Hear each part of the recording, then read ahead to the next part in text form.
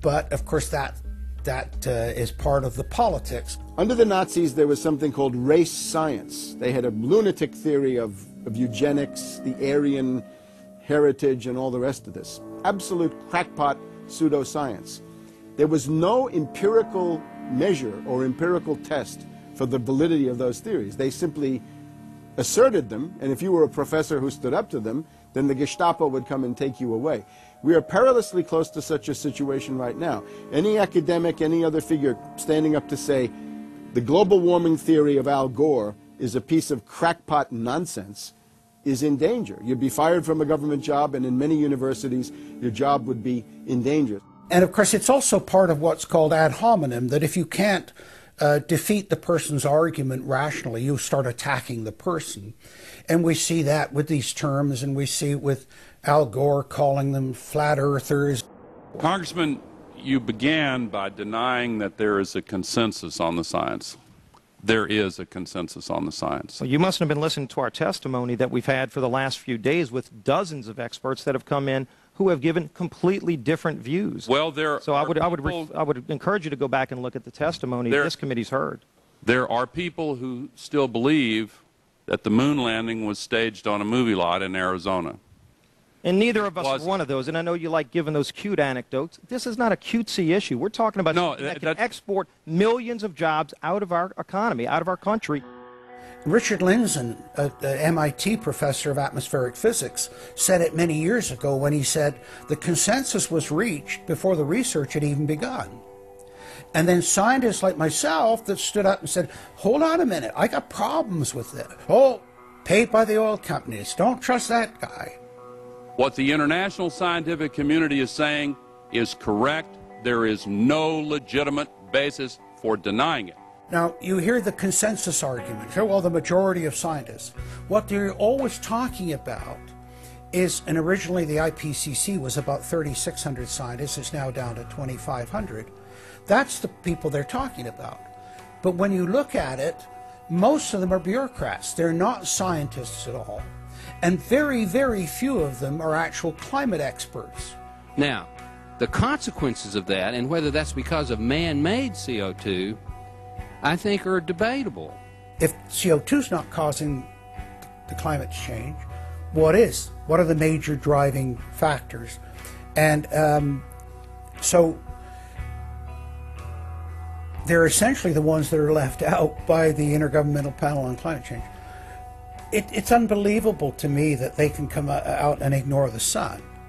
I mean, everybody knows the sun goes in, it gets cool. You notice that, right? You have an eclipse, the temperature drops, and the birds start to get excited and so on. And when you look at the seasonal changes with the sun, how you can suggest that the sun is not a factor is really quite remarkable. Giving us false scientific information is not going to clean up our environment. Speaking with a lot of promises and innuendo is not going to help clean up our environment. The globalists have co-opted the environmental movement. There are a lot of real environmental problems we face, like genetic engineering, where they're splicing plants, animals, insects, you name it. Toxic waste dumping in the ocean. No one wants to breathe bad air or drink toxic water. But the global carbon tax has nothing to do with that. It's a tax literally on breathing. Go out on the street or talk to your friends, your neighbors. Ask them, hey, should we ban dihydrogen monoxide? It's bad for the environment. The average person will sign your petition calling for the banning of water. That's right. Dihydrogen monoxide is water. It's the same thing with table salt, sodium chloride. And that's exactly what the establishment is doing with carbon dioxide. Ooh, dioxide. It has this scary sounding name. But the truth is, it's one of the 4 elements of life on this planet. Oxygen, carbon dioxide, water, and sunlight. And if the establishment can tax and list as a toxic waste one of those basic 4 building blocks of life, carbon dioxide, they can regulate and control every facet of our lives and shut down any businesses that aren't part of their New World Order. The idea that carbon is a pollutant is essentially a way of saying that humanity is a disease or a cancer that ought to be wiped out. Genocide. People have argued in this environmental coterie around Obama, around Holdren, the theoretician of de-development, who is now the science advisor of the White House, really the anti-science advisor. They've argued that babies are carbon monsters, carbon machines, and that every time you breathe out carbon dioxide, you're part of the pollution of the planet. This is an absolutely anti-human doctrine. They use the environmental movement to promote their real agenda, which is globalization and federalization and power.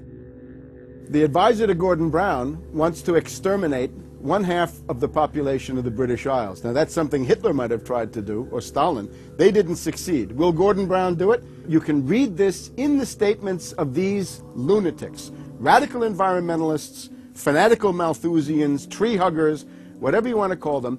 This is an ideology of genocide which can be documented exhaustively, ad nauseum, out of their own statements.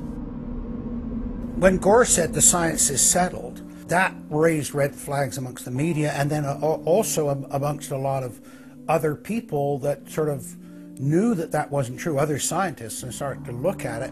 And of course, the more they looked at it, the more they realized, no, science is never settled. What is coming down now is environmentalism, is nothing but phony science. Nothing but phony science. And if we really believe in the environment, if we really believe in freedom, if we really believe in truth, we need to get some straight answers. Now, the Kyoto Agreement, of course, was reached in the city of Kyoto. And what was interesting was several things came out of that. But the first thing was that not all countries had to participate in Kyoto, but not all had to take action. Only the developed nations were required to reduce their level of CO2.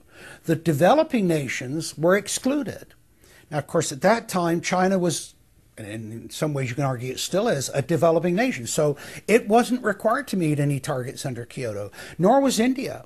The U.S., of course, held out. And what's interesting is that the U.S. Senate voted 95-0 against the Kyoto Accord, even though Al Gore was the vice president at the time.